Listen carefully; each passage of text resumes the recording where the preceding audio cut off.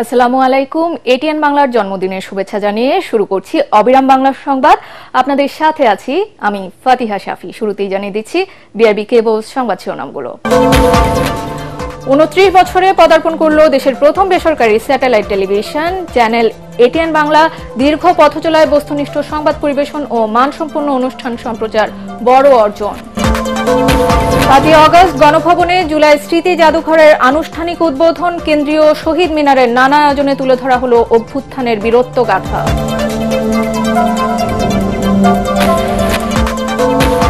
বিএনপির বিরুদ্ধে পরিকল্পিতভাবে অপপ্রচার চলছে মন্তব্য রিজভির। মব জাস্টিস সমাজের ক্যান্সারে পরিণত হয়েছে।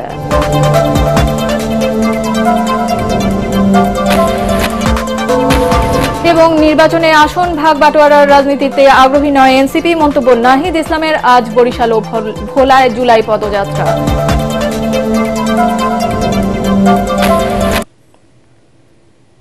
এতক্ষণ শুনছিলেন বিআরবি কেবল সংবাদ শিরোনামগুলো, আর এবারে চলে যাচ্ছি পুরো সংবাদে। বাংলাদেশের আকাশে টেলিভিশনের নতুন দিগন্তের সূচনা হয়েছিল যেদিন, সেই দিনটি 15 জুলাই 1997। সময় গড়িয়েছে, পর্দা বদলেছে, কিন্তু হৃদয়ের পর্দায় অমলিন থেকে গেছে এটিএন বাংলা। দেশের প্রথম স্যাটেলাইট চ্যানেলটি আজ পা রাখল 29 বছরে। এর পেছনে রয়েছে এক ঝাঁক দক্ষ কর্মী ও কলাকুশলীর অক্লান্ত পরিশ্রম, যাদের প্রচেষ্টায় বিরামহীনভাবে ছুটে চলেছে চ্যানেলটি। বস্তুনিষ্ঠ সংবাদ পরিবেশন করে এরই মধ্যে দর্শকদের হৃদয় জায়গা করে নিয়েছে দেশের প্রথম বেসরকারি satellite channel ATN Bangla. Report করছেন এস এম আশরাফ।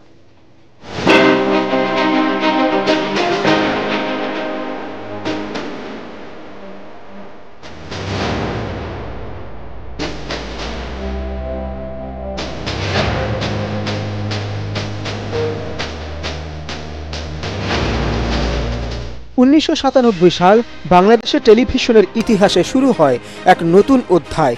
দেশে প্রথমবারের মতো আকাশ ছুঁয়ে সম্প্রচার শুরু করে স্যাটেলাইট টেলিভিশন এটিএন বাংলা। যখন ব্রডকাস্ট মানে ছিল শুধুই স্বপ্নে জেগে থাকা, তখনই সাহসী এক উদ্যোগে দুঃসাহসী যাত্রায় পা রেখেছিলেন চ্যানেলটির চেয়ারম্যান ডক্টর মাহফুজুর রহমান। তখন মানুষ খুঁজত নিজের ভাষায় গল্প বলার মানুষ, ক্যামেরা আলোর ফ্রেমে আপন গল্পের সুর। সেই অভাব মেটাতে দিনরাত পরিশ্রমে এটিএন বাংলাই হয়ে ওঠে বিশ্ব বাংলার দূত। সংবাদ পরিবেশনে এখনও চ্যানেলটি রাখছে নির্ভরতার ছাপ। ঘটনার গভীরে পৌঁছাতে চেয়েছে সবসময়, চোখ মেলে চেয়েছে সত্যের দিকে। সংবাদ হোক, নাটক কিংবা গান, মঞ্চের আলোয় তারাই জ্বালিয়েছে নতুন চিহ্ন। সপ্তাহ জুড়ে দর্শকের চোখে চিরচেনা যে মুখ, তাদের অনেকেই বেড়ে উঠেছে এটিএন বাংলার হাত ধরে।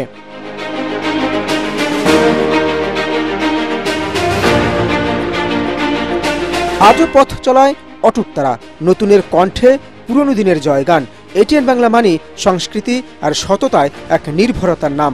28 বছরের নিরন্তর পথ চলায় এটিএন বাংলা অর্জন করেছে অগণিত স্বীকৃতি, দেশ বিদেশের দর্শকের ভালোবাসা। সংবাদের পাশাপাশি দর্শকের বিনোদনের কথা মাথায় রেখে নিত্য নতুন প্রোগ্রাম তৈরি করে চ্যানেলটির অনুষ্ঠান বিভাগ। খুদে সংবাদকর্মীদের জনপ্রিয় অনুষ্ঠান আমরা করব জয়, সাম্প্রতিক নানা ঘটনা নিয়ে জনপ্রিয় টক শো ইস্পাহানি মির্জাপুর শুভরাত্রি, যে কথা কেউ বলেনি, নিটল টাটা এটিএন সংলাপ, কৃষি বিষয়ক অনুষ্ঠান সোনালী দিন, চায়ের চুমুক সহ নানা আয়োজন। কয়েকটি ধাপ পেরিয়ে রঙিন পর্দায় সম্প্রচার হয় এসব জনপ্রিয় অনুষ্ঠান।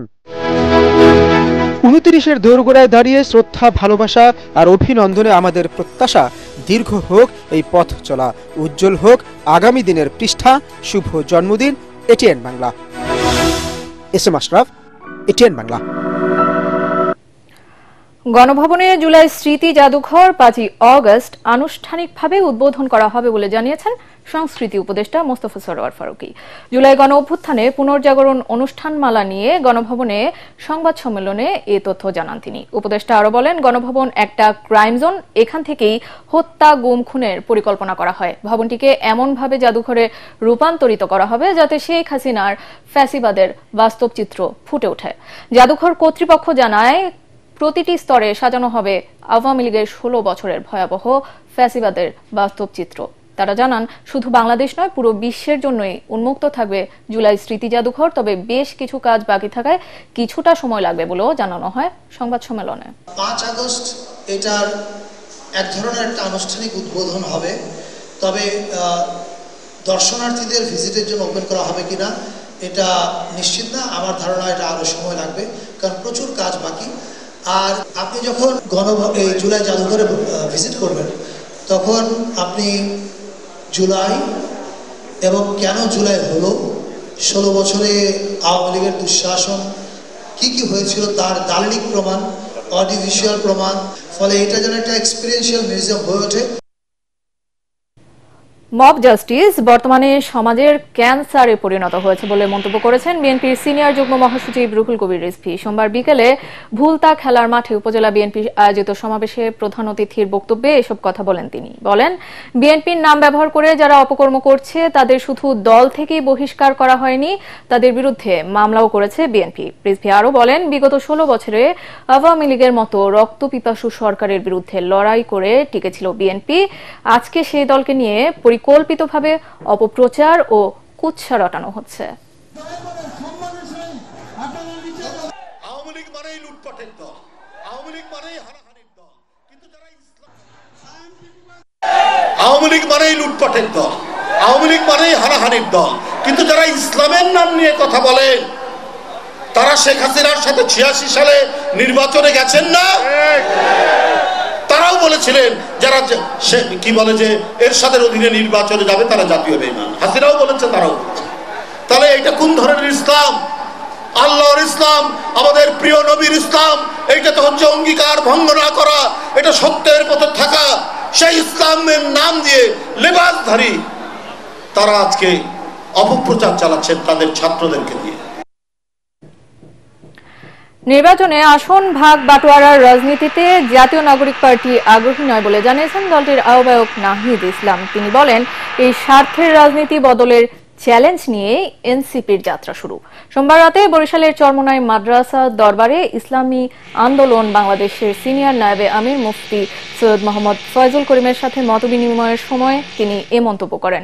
নাহিদ বলেন, রাষ্ট্রের মৌলিক সংস্কার, গণহত্যার বিচার এবং দেশকে পুনর্গঠনের আলোচনায় এনসিপির দরজা সবসময় খোলা। জুলাই পদযাত্রার অংশ হিসেবে বরিশাল পৌঁছে রাতে চরমোনাই দরবার শরীফে যান এনসিপি নেতৃবৃন্দ। পরে তারা মরহুম পীর সাহেব হুজুর মাওলানা সৈয়দ মোহাম্মদ ফজলুল করিম ও মাওলানা সৈয়দ ইসহাক রহমতুল্লাহি আলাইহির কবর জিয়ারত করেন এবং মাদ্রাসা পরিদর্শন করেন।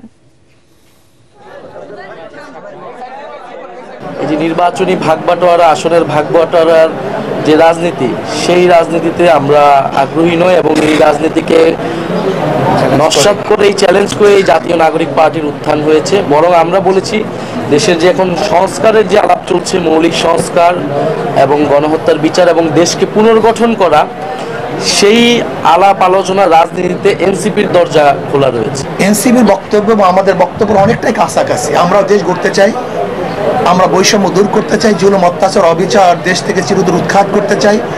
আজকে আমাদের নাহিদ সাহেব যে বক্তব্য দিয়েছেন, চাঁদা মুক্ত একটা দেশ গড়তে চাই। কক্সবাজারের উখিয়ায় রোহিঙ্গা ক্যাম্পের সার্বিক পরিস্থিতি পরিদর্শন করেছেন সরকারের 2 উপদেষ্টা, স্বরাষ্ট্র উপদেষ্টা অবসরপ্রাপ্ত লেফটেন্যান্ট জেনারেল জাহাঙ্গীর আলম চৌধুরী এবং দুর্যোগ ব্যবস্থাপনা ও ত্রাণ মন্ত্রণালয়ের উপদেষ্টা ফারুক আজম।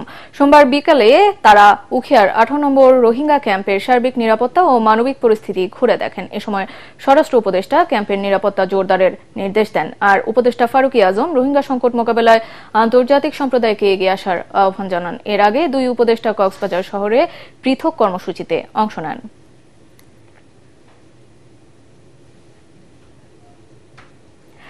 পার্বত্য জেলা খাগড়াছড়িতে বাণিজ্যিক চাষাবাদে সম্ভাবনার দ্বার খুলে দিয়েছে কাজু বাদাম চাষ।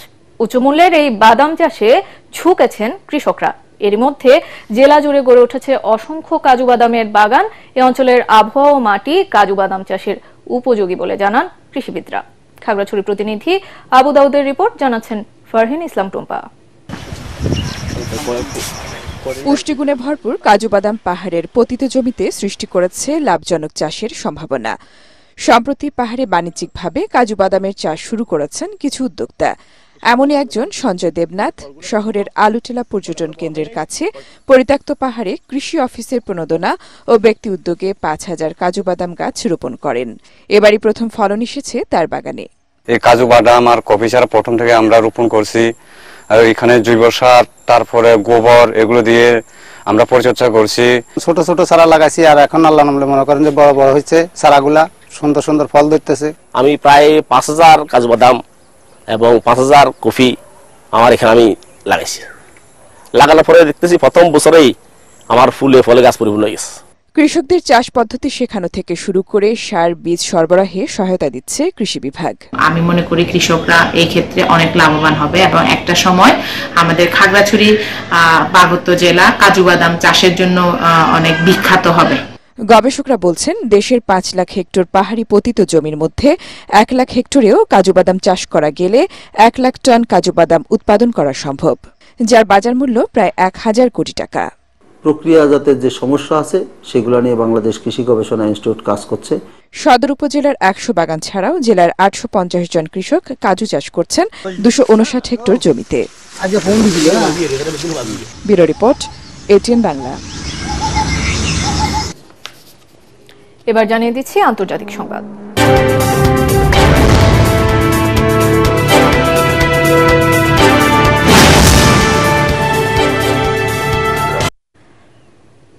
ইউক্রেনকে আরো অস্ত্র দেয়া ছাড়াও রাশিয়ার উপর কঠোর শুল্ক আরোপের হুমকি দিয়েছেন মার্কিন প্রেসিডেন্ট ডোনাল্ড ট্রাম্প। সোমবার হোয়াইট হাউসে ন্যাটো প্রধান মার্ক রুটের সঙ্গে বৈঠকে ট্রাম্প এসব কথা বলেন। তিনি বলেন, যুক্তরাষ্ট্র ইউক্রেনকে প্যাট্রিয়ট এয়ার ডিফেন্স সিস্টেম ও অত্যাধুনিক ক্ষেপণাস্ত্র সহ কোটি ডলারের সামরিক সরঞ্জাম পাঠাবে। এই অস্ত্রের খরচ বহন করবে ন্যাটোর সদস্য দেশগুলো। এ সময় ট্রাম্প হুঁশিয়ারি দেন, যদি ভ্লাদিমির পুতিন ইউক্রেনের সঙ্গে শান্তি চুক্তি করতে ব্যর্থ হন তাহলে আগামী ৫০ দিনের মধ্যে রাশিয়ার উপর ১০০% পর্যন্ত শুল্ক আরোপ করবেন তিনি।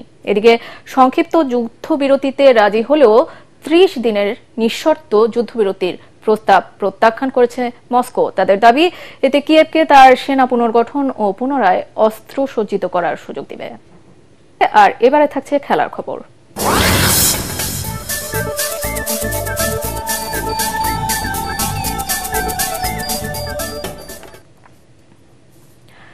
টেস্ট ও ওয়ানডে সিরিজে পরাজয়ের পর প্রথম টি-20 ম্যাচেও শ্রীলঙ্কার কাছে হারতে হয়েছিল বাংলাদেশকে। তবে দ্বিতীয় টি-20 জিতে ঘুরে দাঁড়িয়েছে টাইগাররা।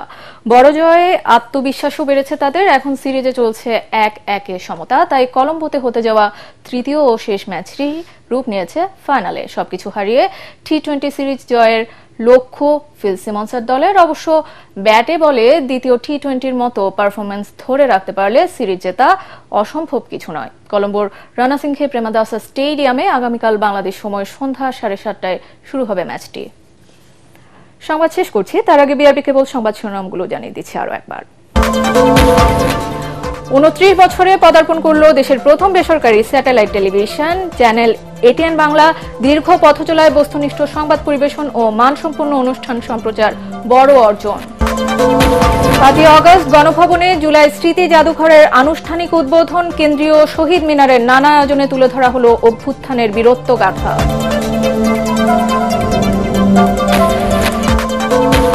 বিএনপির বিরুদ্ধে পরিকল্পিতভাবে অপপ্রচার চলছে মন্তব্য রিজভির। মব জাস্টিস সমাজের ক্যান্সারে পরিণত হয়েছে।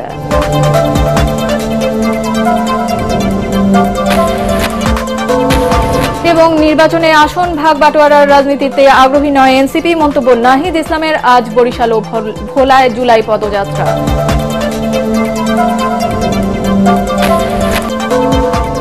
আর এই ছিল এখনকার মতো। রইল পরবর্তী সংবাদ দেখার আমন্ত্রণ। এটিএন বাংলা সংবাদ ইউটিউবে দেখতে ব্রাউজ করুন youtube/ATN বাংলা নিউজ। সাথে থাকার জন্য ধন্যবাদ।